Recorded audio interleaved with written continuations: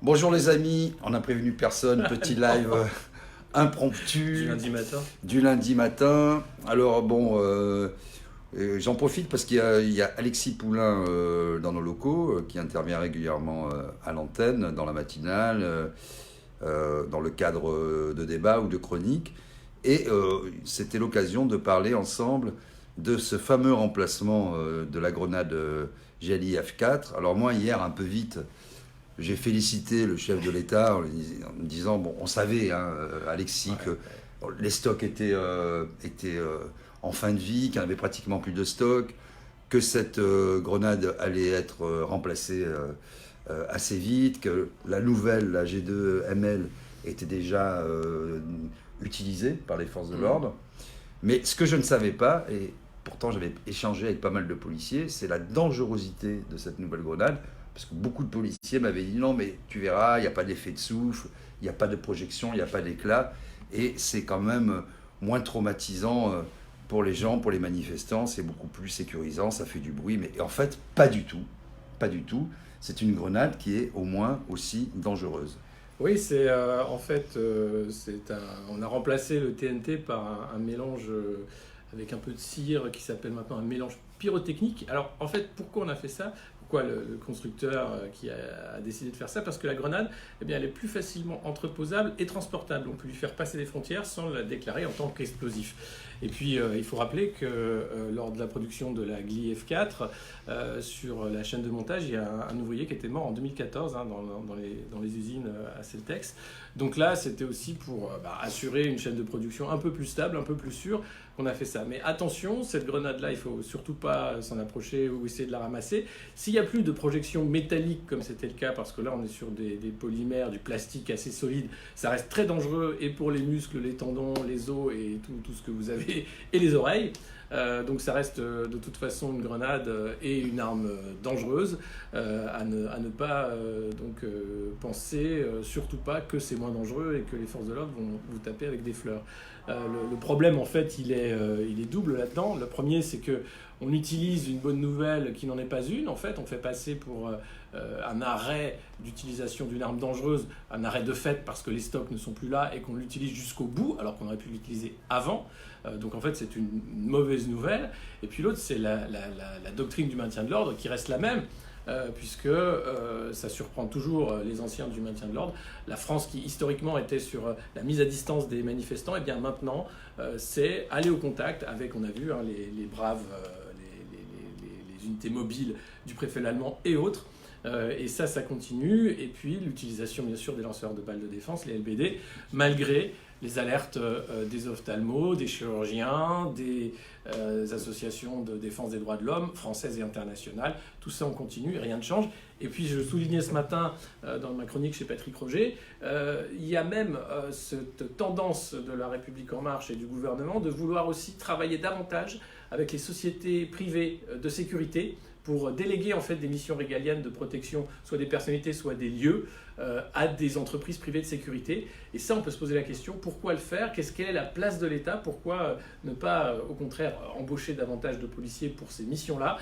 C'est une porte qu'on ouvre qui, moi, me fait un peu peur, parce que quand on confie la sécurité au privé, on ne sait pas jusqu'où ça peut aller. Et puis alors, ce qu'on peut dire, c'est que c'était jeudi, moi j'ai couvert donc la manif, où il y avait d'ailleurs quelques gilets jaunes, pour la grève, en fait. On est parti, on est arrivé jusqu'à la place de la Concorde. Et je dois dire que ce jour-là, j'étais assez étonné, mais j'ai vu que j'étais pas le seul, puisque tout le monde a eu le même Ah oui, c'était... sentiment. Les forces de l'ordre étaient vraiment presque la fleur au bout du fusil, très gentils, sympas, rivalisants de politesse, mais je vous en prie, mais passez devant, etc. Et donc, quand on veut, on peut. C'est ça que je veux dire. Et il y avait énormément, des centaines, je sais pas combien la CGT dit 400 000, je sais pas exactement combien il y avait. En tout cas, c'était noir de monde. Un cortège sur plusieurs kilomètres, vraiment impressionnant. Des forces de l'ordre plus loin. Pas de nassage. Pas le cortège n'a jamais été tronqué. Il n'y a jamais eu d'agressivité. Et tout s'est bien passé. Donc c'est possible. Mais bien sûr, c'est la doctrine. Les forces de l'ordre, elles font leur travail, elles obéissent aux ordres. Simplement, si les ordres sont confus, sont dangereux ou font état d'aller au contact, d'utiliser le désencerclement, le nassage, etc., ça se passe pas forcément bien.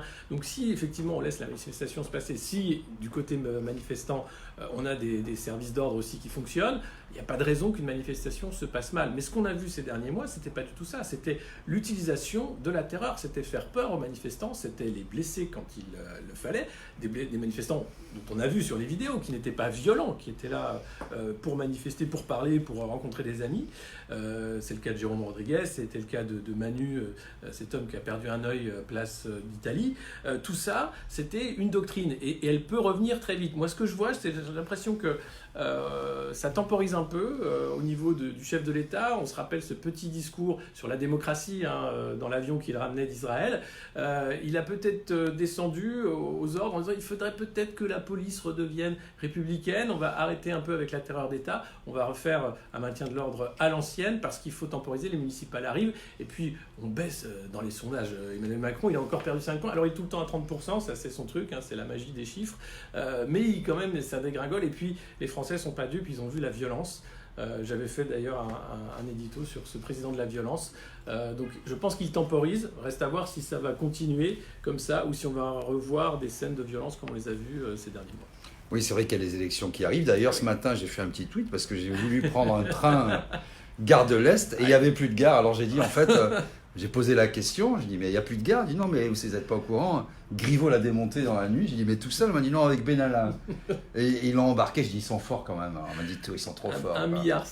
Un projet chiffré 1,5 milliard. Benjamin Griveaux qui voudrait pousser la gare de l'Est en dehors de Paris pour y planter des arbres. 1,5 milliard pour planter des arbres. Moi, tout ça n'est pas sérieux. Moi, ces gens-là, je leur confierais pas une ville et pas un pays, en fait. C'est un moment, il faut là, on est dans le délire. Et puis, Madame Schiappa, j'ai vu ça dans je sais plus quel magazine, qui a dit, avec l'élégance qui la caractérise, nous sommes devenus chiants. Et il faut qu'on réenchante et qu'on fasse rêver. Alors, je ne sais pas qu'ils ont fait rêver. Ils veulent déjà réenchanter l'hôpital avec Madame Buzyn. Donc écoutez, voilà. C'est le manège enchanté, la reine. Ça devient un peu triste. Et surtout, blague à part, on a un peu d'humour parce qu'il faut bien dédramatiser. Et que l'ironie, c'est ce qu'il y a de plus fort, finalement, l'humour. Mais faire de la communication, alors qu'il y a quand même eu, rappelons-le, un 25 borniers, 5 mains arrachées, à cause de ces armes de guerre, parce que d'abord, c'est des armes de guerre classées comme telles, que ce soit le LBD ou les grenades.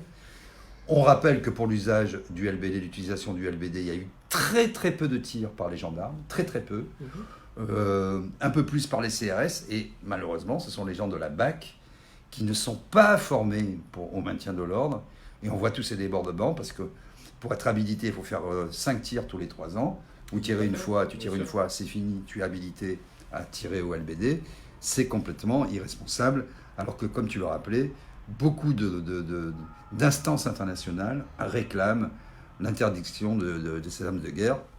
On comprend bien que les forces de l'ordre doivent se défendre, pareil, ça, on ne demande pas de désarmer complètement, mais d'avoir des armes non, pas aussi dangereuses et qui ne laissent pas des lésions aussi importantes. La réponse proportionnée, en fait, l'utilisation de la force proportionnée, ce qu'on a vu ces derniers mois pose la question en fait de la terreur d'État, la volonté de dire aux gens ne descendez pas dans la rue, c'est dangereux pour vous, si jamais vous manifestez, vous allez voir ce que vous allez voir. Et encore une fois, les forces de l'ordre font leur travail et c'est vrai qu'elles ont été mises en situation de danger.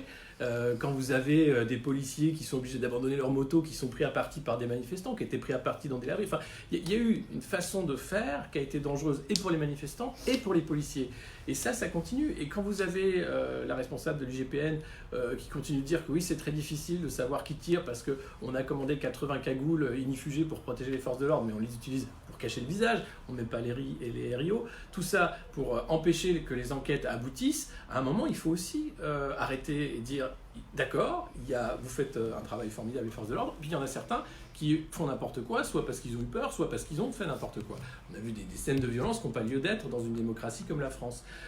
Donc ça, malgré les annonces, alors ça avance un peu, Christophe Castaner a eu quelques mots par rapport à ça. Alors on n'est toujours pas à dire que c'est des violences policières, c'en est, mais on n'a pas le droit au niveau du gouvernement, mais quand même ça avance un petit peu. Je pense que les choses ont un peu bougé, pas beaucoup, mais c'est toujours bon à prendre compte tenu de ce qu'on a vu ces derniers mois. Oui, pour finir, on a eu un débat ce matin donc, sur cette nouvelle épidémie en Chine et qui commence à toucher l'Europe et notamment la France. Et effectivement, la France est dotée, un des pays qui est doté d'un des meilleurs systèmes d'information et d'alerte et de suivi des patients. Ça, il faut le reconnaître. Et il faut reconnaître aussi que Agnès Buzyn, là, pour une fois, a été dans la transparence, voilà, la plus totale. Le problème, on a fait un vote. 96% des gens qui ont voté sur Twitter se sont dit pas convaincus. Pourquoi ? Parce que quand vous avez sans arrêt de la com, comme l'a fait M. Castaner ou comme le fait dans les avions M. Macron, etc., les gens n'y croient plus. Les gens n'y croient plus. Donc même quand c'est vrai et que ce sont des opérations de santé publique où la politique n'a pas sa place, je veux dire, on est dans quelque chose de vraiment d'assez grave, ben, les Français n'y croient plus. Et c'est ça le problème de cette démocratie représentative, parce que comme tout se vaut et que les gens racontent des bêtises, quand c'est vrai, on n'y croit plus. Il y a eu beaucoup de mensonges aussi, c'est pas seulement que de la com, vous avez ouvertement des mensonges qui ont été prouvés sur des déclarations de responsables de la République En Marche, ce qui fait que je crois que la confiance, elle est tombée. Et puis elle est tombée il y a longtemps. Je crois que l'affaire des coffres d'Alexandre Benalla, quand les coffres disparaissent, quand on voit la façon dont cette crise a été gérée par l'Élysée, par le déni, le mensonge, eh bien, il est au sommet de l'État, le mensonge. Et il continue, et il infuse en fait sur tous les responsables politiques. Heureusement, en France, on a des administrations qui fonctionnent, malgré la volonté d'américaniser tout ça d'Emmanuel Macron. Ces administrations-là, on peut leur faire confiance. Il faudrait les aider quand on voit l'hôpital, que ce soit l'hôpital, que ce soit l'éducation nationale. Et puis tant pis pour ce que disent les responsables politiques. Mais c'est sûr que c'est pas aider les gens que de mentir quand on est en responsabilité. C'est même, d'ailleurs, je comprends pas en fait qu'on les attaque pas davantage sur la mauvaise foi, l'hypocrisie et le mensonge. Alors en tout cas, pour finir ce petit live impromptu, comme je disais, j'ai eu Alexandre Langlois et on va refaire un live ensemble, voilà. Et je dois dire merci à tous pour la mobilisation. Et là, on voit aussi que on fait œuvre utile parce que on a fait savoir un certain nombre de faits, de choses. On a démonté des fake news. On a fait pas mal d'émissions avec Alexandre Langlois, qui est un policier courageux, qui défend à la fois son corps, qui fait du corporatisme, puisque c'est bien le rôle d'un syndicat, mais qui n'oublie pas l'intérêt commun, le bien commun, l'intérêt général, et qui appelle à une nouvelle doctrine, une nouvelle façon de gérer les manifestations, etc. Donc par notre mobilisation, par le fait qu'on ait pu le faire savoir, l'équipe de l'IGPN qui devait l'accueillir a changé au dernier moment, et ils ont fini par prendre un café, et c'était très cool, très ouvert, et donc vous voyez, ça sert. La mobilisation sert, et tout ce qu'on fait, quand on fait savoir, quand on donne des faits, qu'on les décrypte et qu'on les explique calmement, ben ça finit par porter ses fruits. Parce que s'il n'y avait pas eu les réseaux sociaux, s'il n'y avait pas eu les lives, s'il n'y avait pas eu toute cette expression, ben Alexandre Langlois aurait été entendu par l'IGPN et ne serait certainement plus membre des forces de l'ordre aujourd'hui. Oui, ça aurait été compliqué. Ça aurait été compliqué.